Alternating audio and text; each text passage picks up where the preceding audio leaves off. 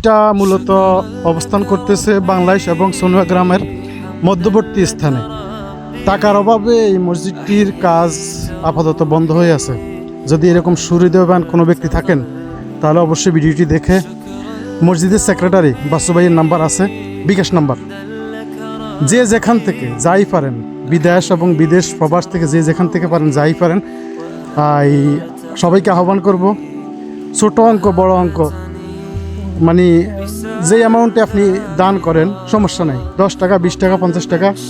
মসজিদের সেক্রেটারি বাসু ভাই ওখানে মসজিদের সামনেই আছে, ওনার সাথে সরাসরি আপনি বিকাশ নাম্বারে যোগাযোগ করতে পারেন। ফোন করে যাই আপনি দান করেন, আপনার এই দান বিফলে যাবে না।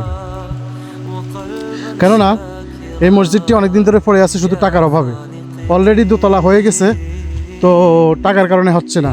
আপনারা যদি আপনাদের সুদৃষ্টি দিয়ে দেন তাহলে আমাদের মনে হয় মসজিদটাও খুব তাড়াতাড়ি হয়ে যাবে। এবং এই মসজিদের অনেক কাজ বাকি আছে। আপনারা দেখতে পাচ্ছেন এই যে ইটগুলো সব এভাবে এলোমেলো হয়ে আছে, খোয়াগুলো এইভাবেই ভেঙে দেওয়ার পর এইভাবেই পড়ে আছে। এবং বর্তমানে নামাজ পড়তেছে ছোট্ট একটা ঘরে, দেখতে পাচ্ছেন ছোট্ট একটা ঘরে নামাজ পড়তেছে। এটাতে আসলে মূলত নামাজের জামাত যখন দাঁড়ায় মানুষ হয় না। তো আপনারা যারা এই ভিডিওটি দেখছেন, যদি আপনাদের মনে দয়া হয় একটু সাহায্যের হাত বাড়িয়ে মসজিদটি সম্পূর্ণ করে আল্লাহর পথে আপনাকে সামিল করার চেষ্টা করবেন।